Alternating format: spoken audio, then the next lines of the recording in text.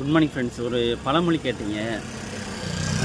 ஆமை புகுந்த வீடு விளங்காது அப்படின்னு சொல்லுவாங்க ஒரு பழமொழி.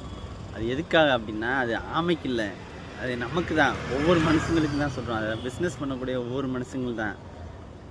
இந்த இடத்துல நம்ம ஆமைன்னு சொல்லி குறிப்பிட்டிருக்காங்க. ஆமைகிட்ட என்ன இருக்கும்? ஆமை மை வருதா? ஆமைன்னா ஆமைகிட்ட ஆமை உதாரணத்துக்கு எதுக்காக குறிப்பிட்னா, ஆமைகிட்ட ஒரு கல்லாமை இருக்கும். கல்லாமைன்னா நம்ம ஒரு பிஸ்னஸ் கற்றுக்குறோம், அதை கற்றுக்கிறாமல் இருக்கும் பார்த்தீங்களா, அது கல்லாமை.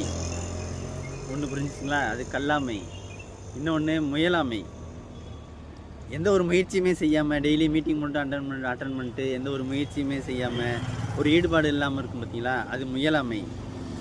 இயலாமை, ஏதாவது ஒன்று செய்யணும் பார்த்தீங்களா, ஒன்று கார்டு ப்ரொமோட் பண்ணணும், ஏதாவது பிஸ்னஸ் சம்மந்தமாக ஏதாவது ஒன்று செய்யணும், எதுவுமே செய்யாமல் இருக்கும் பார்த்தீங்களா, அது இயலாமை. இந்த 3 ஆமை இருக்கிறதுனால தான் நம்ம டெவலப் ஆகாமல் இருக்கும்.